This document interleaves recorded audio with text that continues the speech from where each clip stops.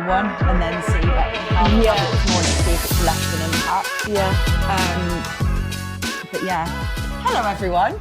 Hi everyone. Like Bee's so wobbly at the minute. I took her to the vet yesterday and she's I think that she's got arthritis in the base of her tail and she's just losing a little bit of like power in her back leg. She doesn't really know what she's aware of them. She's been on some anti-inflammatory stuff for about 4 months now and the pain's less. She's happy, but she's just not. I was going to say, you never hear her moaning or groaning, no, she's always purring. But it's like you're having that awful mum moment where you're like, am I really cruel just letting my animal waddle around like that? Yeah, you second guess what like... And like, you're like, obviously I've been back to the vets and they've given her some, what did I say the tablet called? It's a something to do with nerve. Human tablet that's used for gabapentin, that's used for nerve blocking, that's used on humans. And they gave her quite a strong dose. And last night, bless her, she was fucking trying to walk across. And the side effect is it makes them more wobbly. So she was trying to walk across the bloody kitchen floor and the legs were like, it's like Bambi on ice, which is kind of funny. But when it's your pet, you're like... It's not funny. It's not funny because it's actually, she's like 15 now.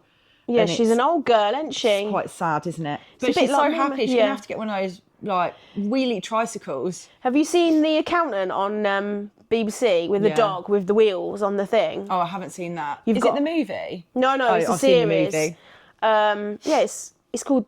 I'm sure it's called The Accountant. I don't know. One of my friends, she came to stay for the weekend, and in the morning we were at like a bit of a loss of what to do, and I was cooking breakfast, and we just whacked this episode on. It's an Australian kind of series, and I'm not really into Australian humour. Like it just don't know the accent. Doesn't. Sorry for anybody that's Australian, but it just I don't find the accent and the humour kind of go. Anyway, we were glued to this. Really? Yeah, and it's when you talked about it, I thought you were referring to the dog because the dog, I'm not going to give too much away, but the dog actually walks with instead of back legs, it's got wheels. So, you need to watch it. It's really good. Somebody messaged me the other day after the pod and said, how much they love the I'll never say it right, but the Missing Me. So you need to watch that next. I've just started on Diplomat, obviously. Oh, God. Sensitive subject in my household at the minute. Yeah, but Diplomat is so good. I think I might have finished finished it. I've finished.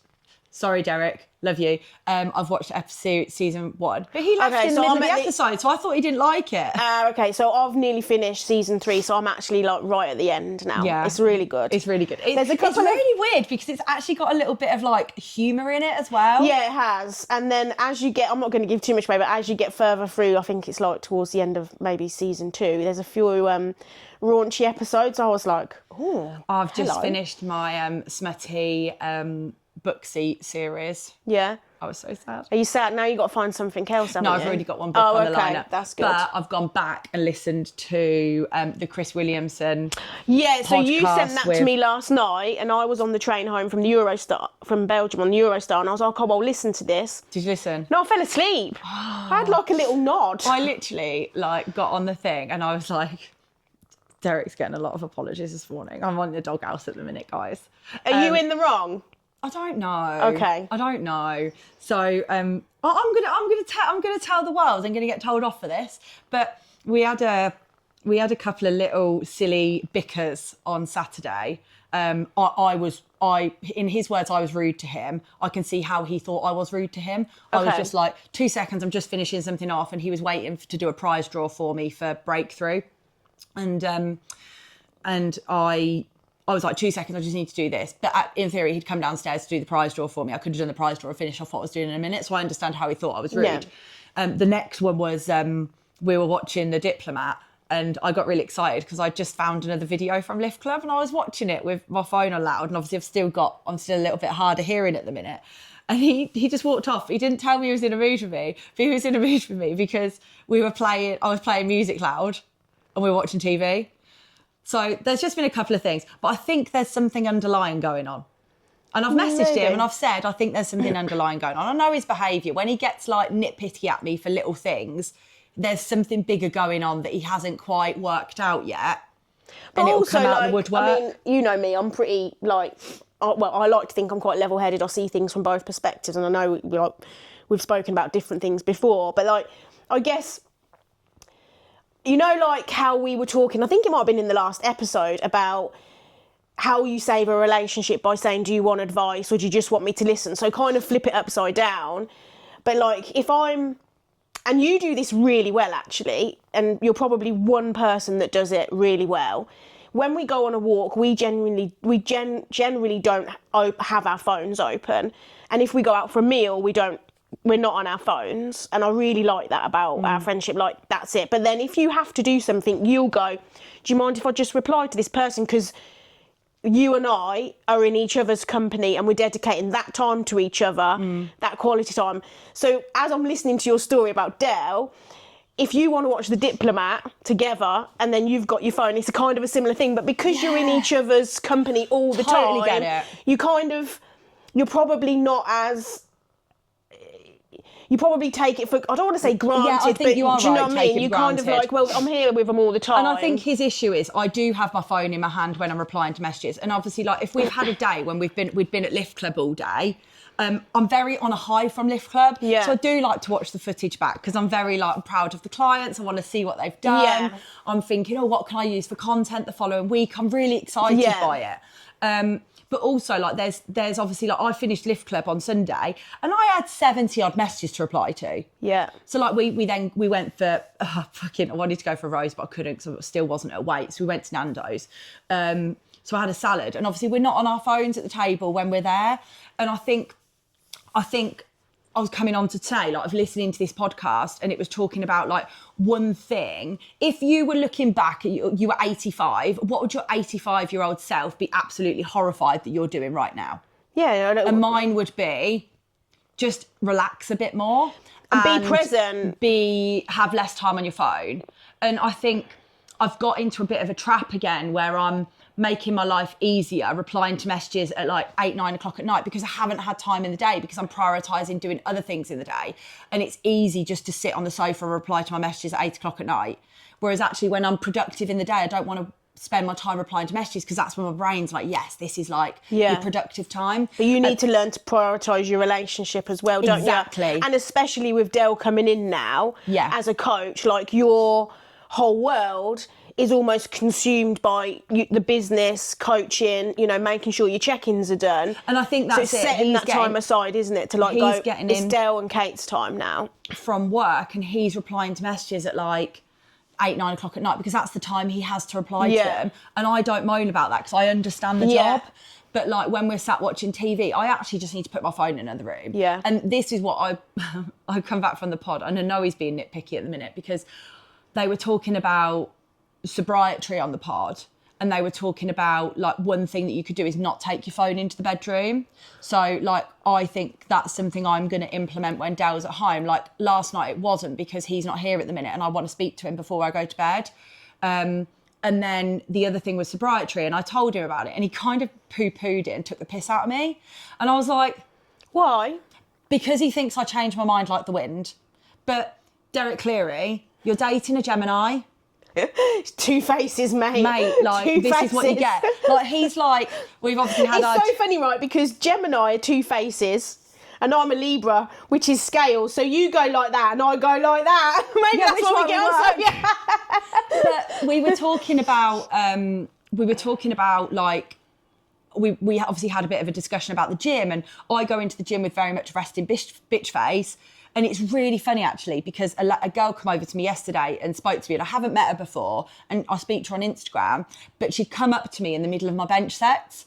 I am locked in. Like, there is resting bitch face. I'm pacing up and down. I'm listening to my music. I'm having a little bit of a bop. I'm in the zone. I'm benching.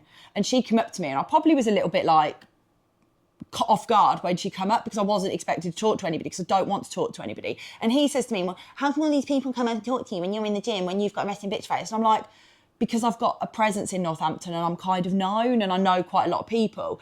And he said, but how can that be the two things? And I'm like, yeah, but sometimes when I'm in the gym, I finish my session, I do want to chat to people, I do want to say hello to people, but when I'm in my session, I'm in my session. And I actually messaged this girl afterwards, I was sorry, I don't know if I come across rude. And she said, yeah, I don't think you're in a good mood. And I was like, no, I was just in my flow. Like, I was doing my working Yeah. sets. It's my last session before the comp. I wanted to be locked in. I think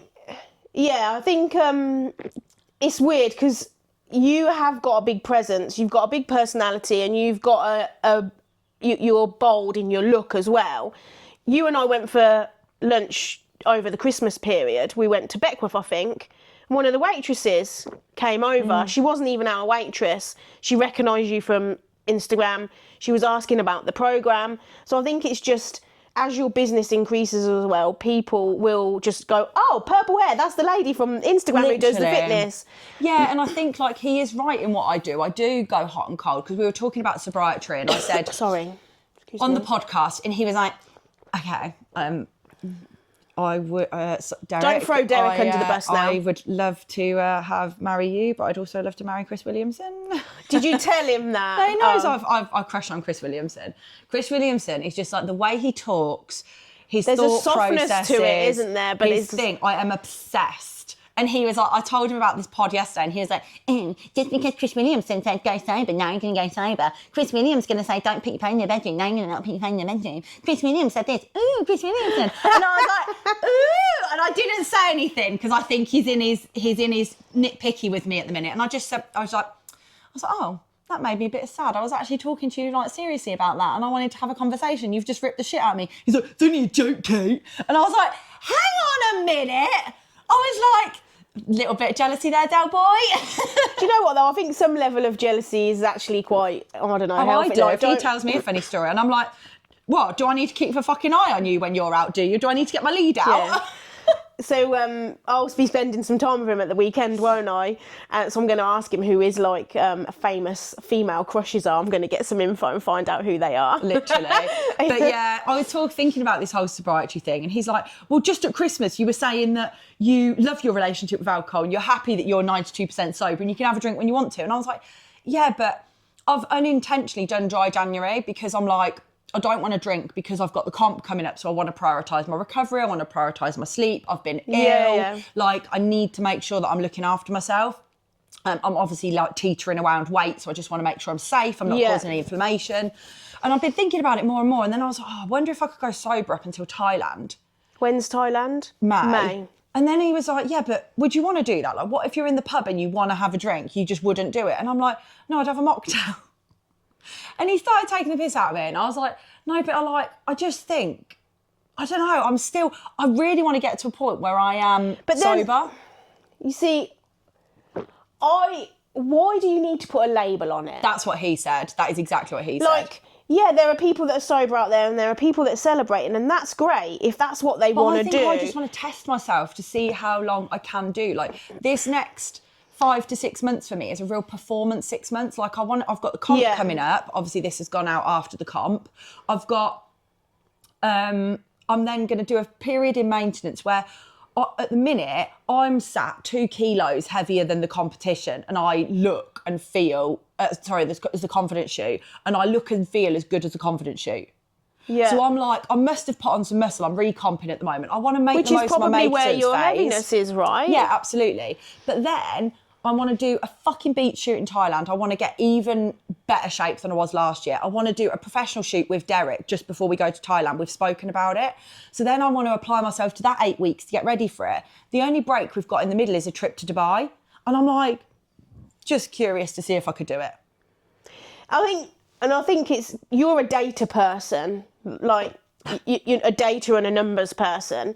So I think for you, and you have got a competitive nature, and you've got to be better. I think it is one of those things where you do want to put a number to it, to say, I was 100% sober. That's what Chris Williams had to do. For 3 months, yeah. So there you go. But then he said, because I'm the 3 female months, version of Chris Williams. That's what I said to Derek. He didn't like that. Did really?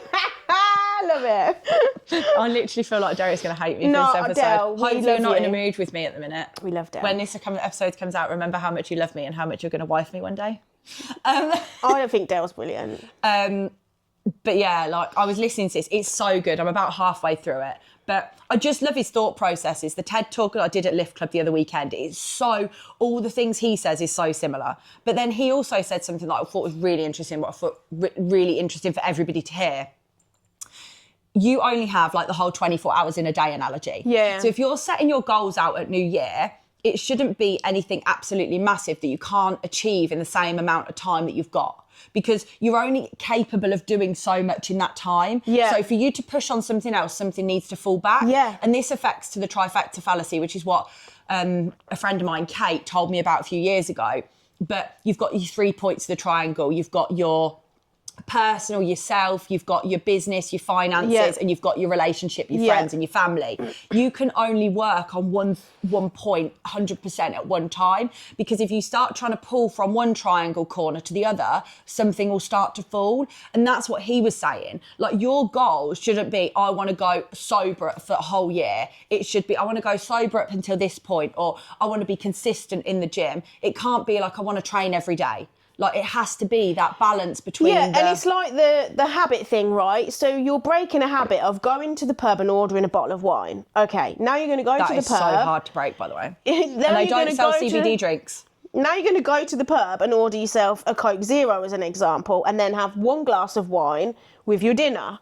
Like, it's the same logic as you telling me how to change my food. Do you know what I mean? But it's just different pulls to it, your inner pull to that associated thing. Yeah, definitely. And I think like CBD is like, I don't know how effective it is, but it is working for me at the moment. Like, that is what I choose to have on a Saturday night. I will have 2 CBD drinks on a Saturday night, and that's me sorted. Why don't pubs sell CBD? Well, obviously, because they're not making as much tax off it, off alcohol, but that would be a game changer. CBD cocktails. When are we going into business for this? I think could we be should. Millions. I think we should. CBD cocktails. I love them Good Race CBD drinks. Yeah, they're I do. really nice. They're really good. And I don't even care if it's a placebo, because it does make me feel more zen, chilled. If you have 2, yeah, it makes you feel really chilled. Yeah. I don't need one of my melatonin tablets. No, and I always sleep better when I've had one as well. Maybe this is why. Anyway. Anyway. Going on. You were away with work. How was your trip? Yes, my trip was good. I went on Sunday and then spent yesterday and Monday with a lady that's leaving.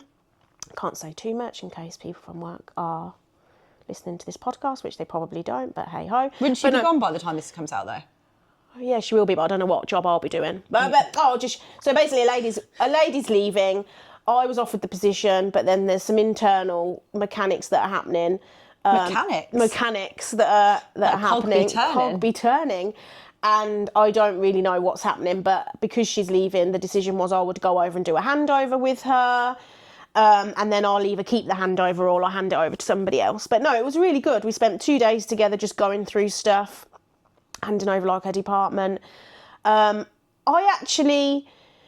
I find travelling for work now like almost a bit of a chore, because I just like being at home. I'm a bit more of a home person. But actually, this trip did me the world of good, because obviously Christmas and then a couple of weeks into January, it's a bit like, there's a bit of pressure. I even said to Luce on one of my check-ins, I'm feeling a lot of pressure at the moment to eat, to get my heaviness in on the weights for Lift Club. I said I just feel a little bit, and I needed that time to come away from it and then look in on it from a third person.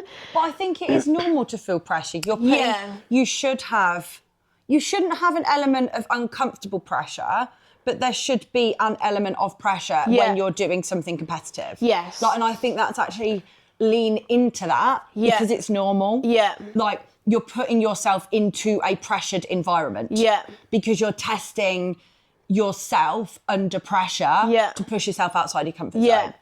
But I think what happens is what I do is I go into this state of fear, anxiety. Am I good enough? Can I really do this? Like, overthinking. So the time away enabled me to kind of zoom out and go, right, you need to concentrate on your breaks, your mind-muscle connection, you had a really good session, Yeah. you come in with a good atmosphere, good attitude. Definitely come in with a good...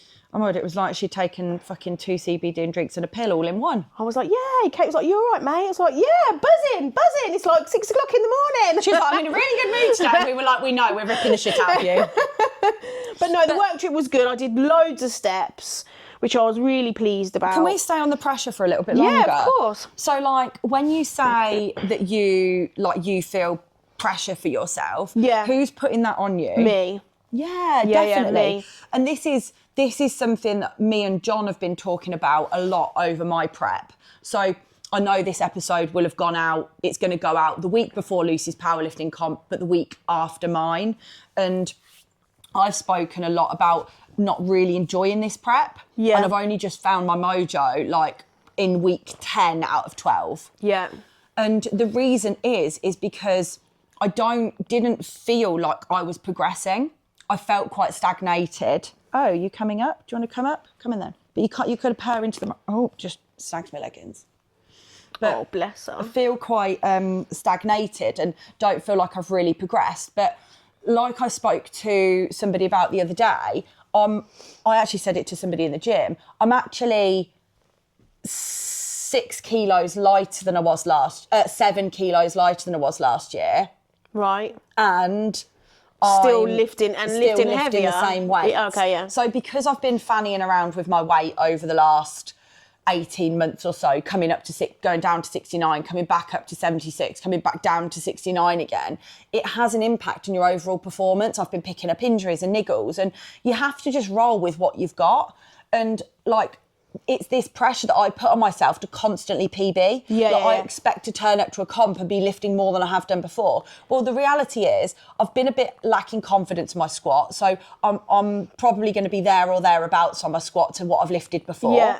But I actually am happy with that because I'm like, I've done that before. Bench, I'm hoping that I'm not going to PB. I'm probably going to be about 5 kilos under, but I'm like, compared to my last competition, it should be a 5 kilo uplift and I'm benching better. Yeah. Deadlift, I've lost a little bit of my deadlift, but it could be there on the day. I just haven't had very consistent pulls. So actually, the aim for this comp is to, number one, win, because I really want to win a British title. And number two, actually just get a small total PB. Yeah. Because that would be a win. Yeah. But actually having the honour of having a British title is really, like, I'd be really proud of that. That would be, like, good on my CV. Yeah, good. But I'm not putting my pressure on myself because I'm not like, oh, you don't need to PB in any lifts. You just need to turn up and have an okay day. Yeah. Obviously we're worlds apart in terms of what we lift and the competitions we do, but the feeling is the same. Like, I'm putting so much pressure on myself to PB in deadlift and squat, and I don't need to. But you actually will. But I don't need to. Like, my bench, I've completely transformed my bench. Today I did a 60. Like, I'm there with bench. I've got a few niggles in my hips and my lower back that has made me overthink things more. So I'm trying to switch my mindset. I'm doing everything that I possibly can. I'm doing physio. I've got an MRI today. So I'm doing everything to make sure I'm in a good place, right? To be able to increase my deadlift and my squat. So I'm doing everything I can. It's not like I've gone, oh, I can't do it. I just need to make my mind think differently. So yeah, and that is a gradual process. Like, I remember the one comp that I remember that was absolutely fucking diabolical was Manchester Open. I put so much pressure on myself. I spoke about it so much on my story, so much on my grid, and I had a shit show of a comp. Yeah. And it is one that I will literally always remember. It was probably one of the worst comps because I didn't enjoy the competition. Yeah. So I've been lifting and competing for I've been competing with horses since I was fucking 7. Yeah. So we're talking like, what, 25 years? Yeah. And I am used to having a bit of pressure. I like a bit of pressure. Yeah. But you have to enjoy what you're doing. Yeah. Otherwise, it's not worth it. And that's like, you said to me, we've ended up talking about, do you want to talk about the comp day? And I was like, oh, no, I don't really need to talk about it because I'm not nervous. I feel good going into it. I've just got to turn up and do what I do at John's on a Friday. Yeah. And I feel good about it. And I say this every time. And yes, I'm going to be fucking shitting myself on the morning and I'll be a bit reserved. I'll be a bit quiet. But I was actually going to say to you, you need to prep me because I'm coming to watch you. I'm so excited to watch you. I like to see you in a different like environment, and it almost allows me to be your friend, if that makes sense. Yeah. So I'm really looking forward to it because I'm going to be like, yeah, come on, Kay. But you need to actually tell me how you want me to behave on the car journey down, because I'll just be quiet if you need me to be quiet. Oh, no, not at all. I need to be distracted. But yeah, like, but through that prep and through this journey and through not wanting to train, we were talking about this. It's that structure that has looked after me and got me here. Because there was a conversation I had with Derek over Christmas and even with John that was like, if I hadn't entered this competition, I probably wouldn't have done it. Well, we spoke about that on a walk, didn't we? You were like, I'm not really that bothered about it. Oh, I need to do this. I need to go online and submit this. Oh. And I was really in a negative headspace about it. But what happens is, even for me, I know that at some point, the structure, the habit, the routine takes over and gets me there. Yeah. And it has. Like I fucking loved my last 2 sessions. Absolutely loved them.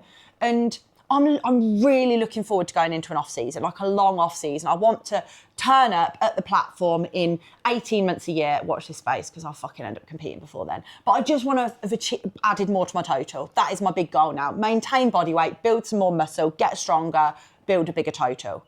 And it's funny because the topic of today's podcast was about feeling strong, right? And I almost feel like we've kind of sandwiched it now. Do you know what I mean? As if to say, what does strong actually mean? And it is that whole thing, isn't it? Like your mindset and... Yeah. Sorry. I'm recovering from a... It's all right. We well, literally, as this episode goes out, we've got 6 spaces open for coaching, and we haven't opened spaces on our one-to-one spaces for 4 fucking months. Mm-hmm. And the marketing for it's very direct, because she's in a direct era. This sounds really bad to anybody who listens to me, and I hope you can understand where I'm coming from. My time is precious. We are working with incredible clients at the minute that align to me, that align to the mission, align to my brand, align to my community. We are not just letting anybody in. That sounds terrible. For our one-to-one program, I want the right people who want to get stronger, who want to build confidence, who want to look like they train. They're not interested in pussyfooting around. They actually want to take themselves to another level, and they are going to be fucking committed to do it. Because over times, like lessons learned the hard way in business, there's certain types of clients that you end up working with. Like, I've said this to a few people, but I don't ever really talk that heavily about fat loss, because it attracts a certain type of client. Yeah. And yes, I understand that my clients want to achieve fat loss. Yeah. But there's want more to do it because they want to be stronger. Yeah. Like, they're not interested in just exercising. I want to work with people who are fucking wanting to grow. They want to change their lifestyle, Where their are you habits. Going? You're like half on, half off. You're doing an axle. And yeah, they want to change their habits. They want a consistent journey. And like I said, we have got 6 spaces, 3 men, 3 women who want to look like they train, find themselves, get on top of their fucking hormone health, like the whole shebang. I could go on about all of the things that we do, but the main things is you actually want to get in the gym, you want to grow. I had the most fucking beautiful message from a client this week that basically turned around and she opened up to me and told me that she had been abused at work like 4 or 5 months ago, and she got a stammer, and she turned up and she was a shell of herself, and 2 weeks working with her, she's already growing. Like, it is the message I got, I cried. It is remarkable the impact that being strong, lifting more has on somebody. Like, the actual power of doing something that you did not believe that you could. Like, if I said to somebody at Lift Club this weekend, they started warming up to 40 kilo on a deadlift, and they went, that's my limit. And I went, no, it's not. I said, we're going to get you to probably 100. That lady did 90 kilos. Yeah. Fucking buzzing. Yeah. She walked out a totally different person. She was taking up space. She wasn't standing in the corner timid. She walked out with confidence. Her shoulders were taller. And I bet she come home to her family and they saw a totally different woman. I just did 90. Do you know what I mean? Yeah. Because it gives you something so powerful to make you feel more capable. And it's doing stuff to your body. Anything else that does that. Yeah. I don't know anything else that does that to you. No. Nothing. It's funny because the lady that I met when we were in Belgium, she does, she's heavily into fitness. and her husband, and she does a lot of high rock stuff actually. And she had breast cancer, and you know she just turned 50. And she said, we were talking about stuff, and I was showing her some videos of me lifting, and she said if there's one thing she would tell females to do, it is lift weights. Yeah. I literally put that on my story this week. I was like, if you are not, like, we're working now, our demographic has got older, and I was talking to the videographer in Thailand about this, and he said, I've done 4 or 5 retreats recently, and he said, yours, it's on another level, because you are getting people who are in their 50s. I've got clients coming to our retreat this time who are in their 60s, and they are little Elaine. She's squatting 30 kilos. She's deadlifting 50 kilos. She's 60 years old. Yeah. She is going to live for longer. She's not at risk of osteoporosis. She is healthier. She is happier. She is growing emotionally as a person. She literally voice noted me and Lucy yesterday in tears, saying, I can't believe the impact that you've had on our life. I love her. She's moving cute. to maintenance. And this is what I'm saying is, when you work with us, like, Breakthrough is our habit building program. That is what gets you started. If you start through Breakthrough, great. But then as you move into our one-to-one program, it is that we map out that foundational level where you need to learn your habits. We then talk about your fat loss journey. Like, Lucy's just gone into a maintenance phase at the minute because we've mapped it out. Yeah. Like, she's doing the powerlifting comp in 3 weeks. Like, she needs a maintenance phase now so she can be stronger at the competition. That is mapped into her journey. Then we go back into fat loss. And then we work fat loss through. We're like, right, we're hoping 12 to 16 weeks in fat loss. And then we reverse diet her out to maintenance. Yeah. In summer, she's not going to be wearing fucking big baggy dresses. She's going to be wearing shorts because she feels confident wearing shorts. She's going to look better. She's going to feel better. And then it's that build phase. Yeah. That 60 bench that you've just done, we're going to turn it into a 70. And it's like, those phases of the journey get you to where you want to be. And if you're a bigger lady and you've got more fat loss to lose and to do, we don't hammer it. We do it over a plan. Yeah. To get you to where you want to be. So you've got phases to that journey. Like, your journey isn't going to be quick. And everybody's journey in the community, as you start to get familiar with people in the community, you understand people's journeys and how different they are, and you can lean in on people and understand, well, how did they get there a little bit quicker than me? Like, what did they do? But it's very easy to, I often have like this little devil on my shoulder that sort of wants to say horrible things to me, do you know what I mean? But then, and you can almost compare yourself to others, but then it's like, no, actually I don't need to compare myself to others because I'm on my own journey and it's taking me where I want to be. As long as you're happy with where you're going, I think. I will give you the secret. The people who get the best fucking results in fat loss, gaining strength, building muscle, they are structured people who follow a process and are not making emotional decisions. Yeah. Like, if you are... That is not me, just so you know, No, by the way. but that's your journey. Yeah. I'm not going to say it's going to be harder. Yeah, but it is harder because I don't do what the others do. It's not, because they go through exactly the same journey as you. The journey is comparable. Yeah, you battle with your emotions more. Yeah. We as coaches, we give you the formula. Mm-hmm. We give you, we're talking to Derek a lot about like coaching and this, that and the other. And I say, whenever you tell a client to do something, you have to tell them what they are going to do, how they are going to do it, and why they are going to do it. And if you give those 3 answers to a question, so if I say to you, like every check-in, Luce, you need to do more steps. The reason you need to do more steps is because it's going to help your mental health. It's going to improve your vitamin D if you're getting outside. It's going to increase your fat loss. How are you going to do it? Well, I encourage you to get an outside walk in, park further away when you're at work, time block your time out of work. Yeah. Every single piece of information we give somebody, we say why, how, and what. Okay, I've said that in the wrong order. But that is the secret. And then you've got your answer. You then have to implement it. And to implement it, you have to be making more disciplined decisions, structured decisions, and less emotional decisions. Because if all of your decisions are emotional, you're never going to get anywhere. Yeah. And that's in in life in general. When you think about the bigger picture, it's a community. Yeah, it's based on your coaching, but it's also... What it's also teaching me is implement those strategies within your life. Yeah, 100%. Like, you are Structure and routine is going to give you the key. Planning your day, planning your meals, planning your routine, planning your workouts in. I know it sounds like a lot and we want to be planned, but it is the secret to what works. And when you are out of fat loss, it doesn't get easier. No. Maintenance is just as hard. Like Rossi just literally walked out my back gate and she goes, I'm where I want to be. And because I went a little bit backwards the first time I did it and then I had to go a little bit forwards again, she's like, I'm even more drilled in to not fuck this up this time. I was thinking about maintenance, and because I was away, I'm like, but I'm actually finding it harder to get up to those calories. Do you know what I mean? I'm like, the fuck? But that's because you're an over-restrictor. Yeah. It's a bit of a head banger, but you get there.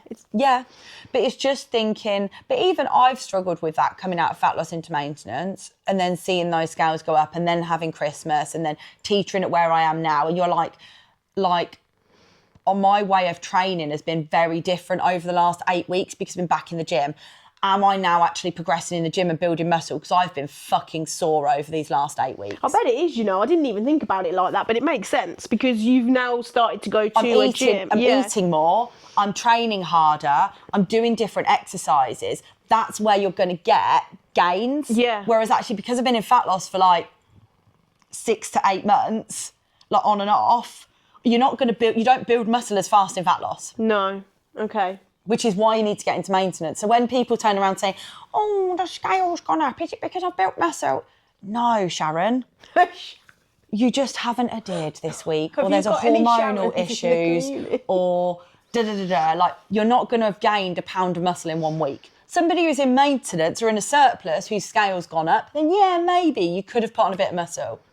But if you're in fat loss, you're not going to have a big jump up in the scales and it be muscle. Soz, guys. No, it's probably salty gammon, like that happened to me, didn't it, last week? I was like, oh, I had a nice bit of gammon. I was like, oh, I'm a bloody kilo heavier. As you were like, yeah, it's because you had gammon, mate.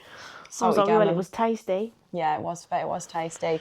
But yeah, I think, so if you are listening to this episode and like I talk with quite a lot of passion sometimes and you do think that we are right for you, like it is direct coaching, it is going to get you to where you want to be, but we get fucking results. Like if you look at the results we are putting out at the minute, they are fucking incredible. I don't know any other people in my realm at the minute that are putting out testimonial videos that back up the client's transformations fucking every week, because we do. And that's what the clients are saying. It fucking works. And if you are still sat on the fence and you're not getting results and it is now the 1st of February, like... Now is the time to get... Nothing is going to change unless you take action and make a change. Like, you've got to take that action. And yes, it's okay to ask for help because sometimes in life, we don't hold ourselves accountable. The people who've signed up to Breakthrough are all talking about the accountability is massive. The accountability is massive because having that person there that you know is there is that difference from you moving the needle forward to you not. Yeah.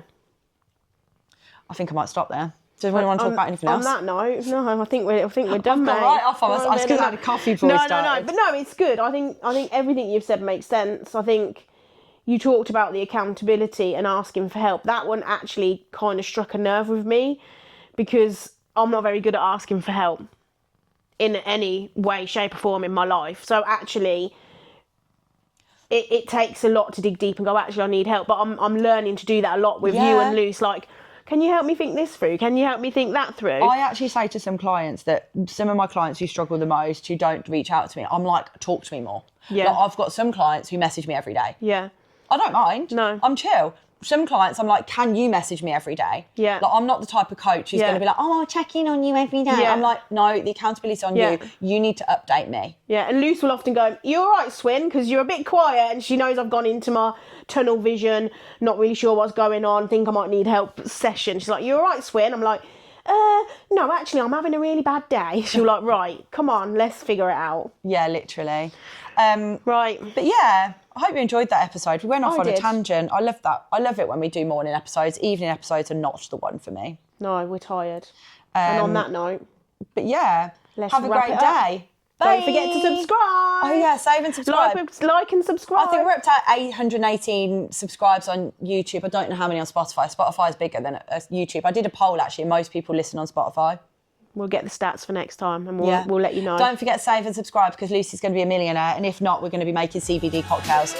Watch out for a little CBD cocktail. At the next Summertime Live. Yeah. Ciao.